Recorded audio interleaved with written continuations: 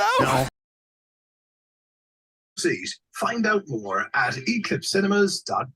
And it is not Thursday, by the way. It is Friday, and I know we're a day late, but it's a short week this week.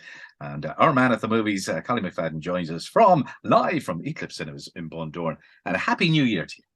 Happy New Year, Seamie, and to all our listeners. It's great to be back. It was only 1 week, but it's great to be back. It feels like a whole year. I was actually thinking about this just before we came on.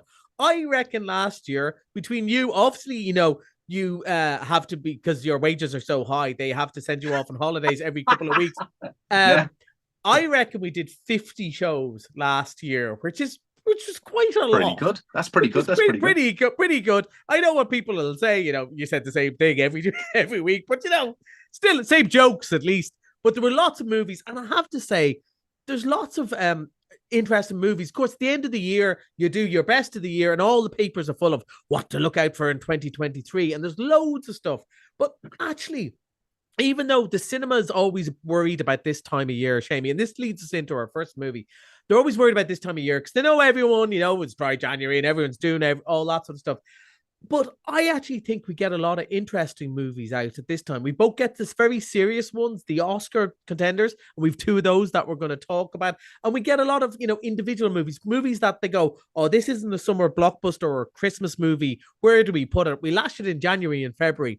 Yeah. And they kind of think, if they do a bit of business, that's fine. But I actually think we get some of the most interesting movies because there isn't a movie in the next couple of weeks that says 2 or 3 or the return of or something is back. They're all new, interesting movies. Some of them are remakes like the first one, but there's something to talk about. And I suppose the first one, my background screen today is Tom Hanks' new movie, A Man Called Otto. And, isn't there a certain guarantee with Tom Hanks? There's a certain stamp of quality that we expect. And this is a remake of, I think it's a Scandinavian movie, Norway or Sweden, I can't remember, about a grumpy owl fella who's the fellow who goes around and makes sure everyone's parked in the right spot, and goes, oh no, you got to shut the gate. Every community has one. But, deep down inside, ever since his wife passed away, he's really not a happy man. And he's thinking of, maybe my time is done here. We'll play a clip, and I'll tell you a little bit more about A Man Called Otto after the clip. Hey, Otto! No. What is he doing? It's parallel parking. Parallel to what? Don't let that little red dog piss on my walkway again. Ignore him. He has no idea who's doing that. Well, it was one of you. Sorry I didn't get here earlier. The whole neighborhood is falling apart these days. Nothing works when you're not home.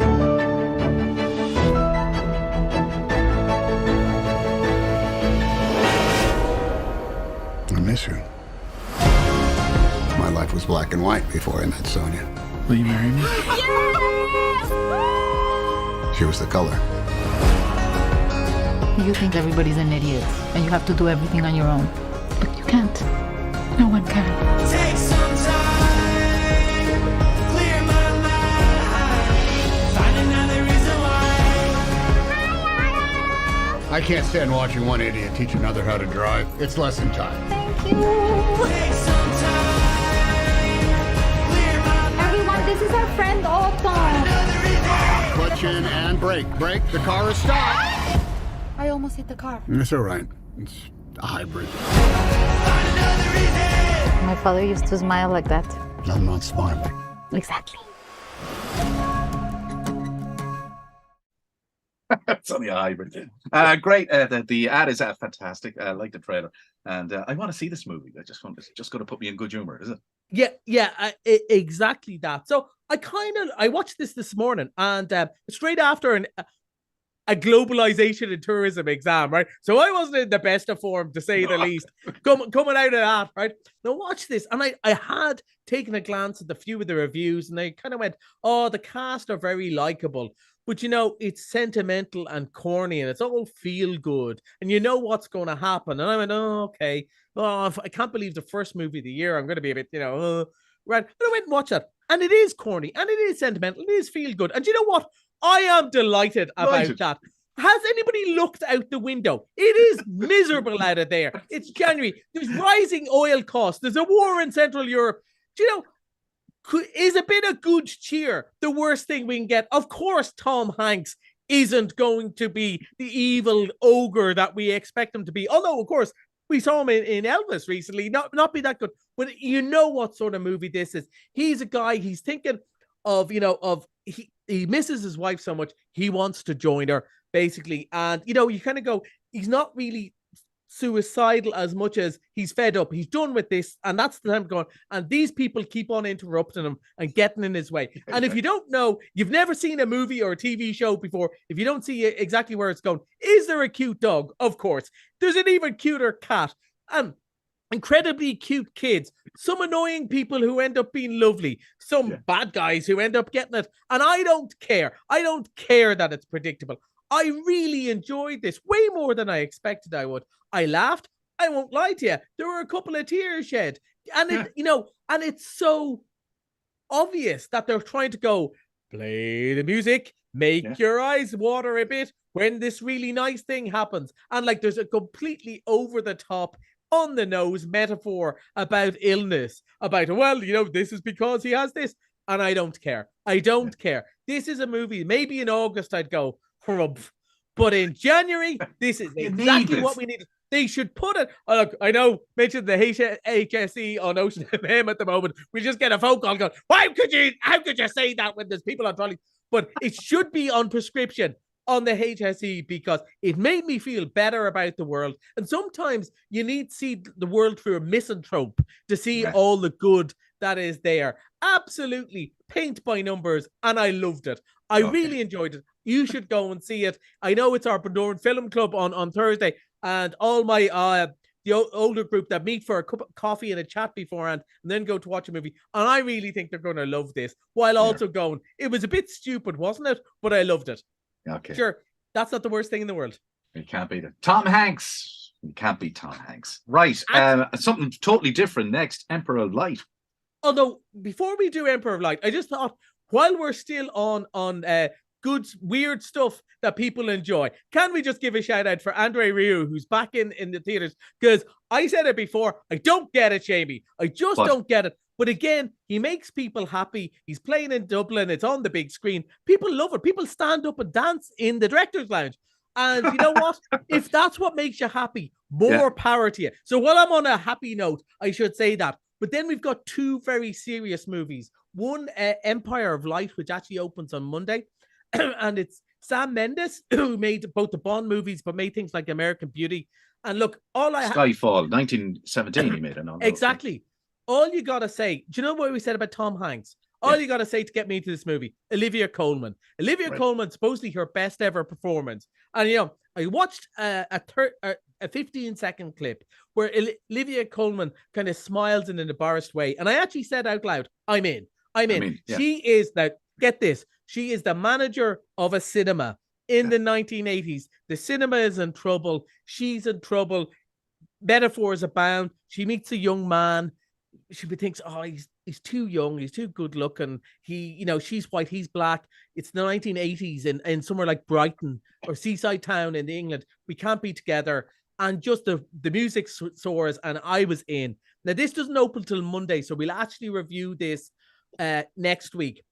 But it's a big awards contender, heavy hitters, but just a really emotional. We've two big emotional cinema-based movies coming. We've got this, and in a couple of weeks, we've got Meet the Fabelmans, the new Steven Spielberg movie, all about the love of cinema and how cinema can help people through things. So, of course, I'm in, and hopefully everyone else will be too.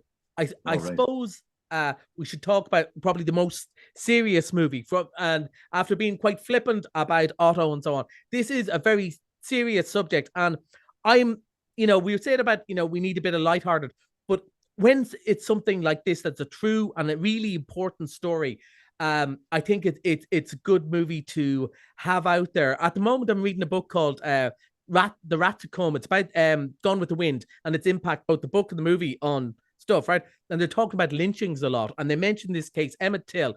And one of the things that happened, he was a 14-year-old boy who allegedly, and this is dealt with in the movie, allegedly whistled at a white woman.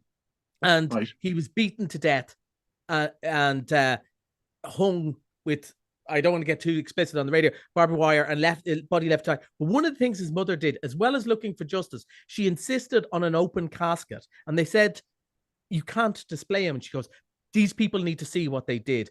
Now, I was reading, while I was reading a review of this, I also was reading in that book, you know, they used to advertise these lynchings in the paper so people would turn up. They had to put on an extra train of 2,000 people for a man in Georgia. So, and, you know, George Floyd, this stuff hasn't gone away. It is an important factor. It's got 4 or 5 stars everywhere. I know it's a heavy subject, and you know, it is a true story, though. It is a true story. Yeah, it's absolutely 100% true. As a matter of fact, the woman who was allegedly whistled at is still alive. That's how recent it was, and it is important to understand America, which sometimes we want to, sometimes we don't want to. Even what's going on right now in the House of Representatives, you have to understand this is at the root of society in America. And these movies, it's important these stories are told, no more than when we tell our own stories, like the wind that shakes the barley and so on. It's important these stories are told. So it's a very serious movie, very different choice of films this week. So we 4 different cinema experiences. So if you want to cheer up, well, you know, I would always say go see both of them. That's what I intend to do. Absolutely, yeah, to go see both of them. But you know, if you're for something serious and you know, a grown-up movie. We had a great time over Christmas, Jamie, didn't we? But let's face it, it's lots of silly stuff. I really enjoyed Avatar, but it's like it is silly. It's loads of blue people going, oh, the way of water. It's made €1 billion or something. So much money. So much money. And like, you know, funnily enough, we haven't had many like fully sold out shows, except in the Director's Lounge, which is a smaller screen, but people have steadily gone to see it all over Christmas because it's an experience. I said it was almost more like a fun fair ride. You know, there's something that you go in, you put on the glasses and you just lay back and you don't think too much about the story. Whereas for the next 2 months, it's all about the story. Although we've got a very silly Irish vampire movie coming up that I can't wait to tell you about in 2 weeks. Your eyes are going to be in the back of your head. You're going to be rolling your eyes so hard, as I say, laugh my face off. As long as Flatley's not in it. Hey, he's not. No, he's not in it this time. It's scary, but not that scary. We've 40 seconds there on the clock. Tell me, A Man Called Otto. When's that open? So, Man Called Otto and Till. Both open today. They're going to show in about 25 minutes, starting off for the next couple of weeks. Empire of Light opens on Monday, and we mentioned Andre Rieu, him of the Richter Screen. So we should say he's on Saturday night, on Sunday only, and then he's gone till he returns like a bad penny. But you know what? King of Waltz, why not? Come here. Andrew Rieu is live in Dublin in the 3 Arena, and this is the gig you're watching. This is the gig you're watching, recorded as live. And people really love it. As I said, we've sold loads of tickets. So why not? Okay, and you were the first on the box. I know. That was Collie on Movies. He'll be back next Thursday. Have a good week at the movies.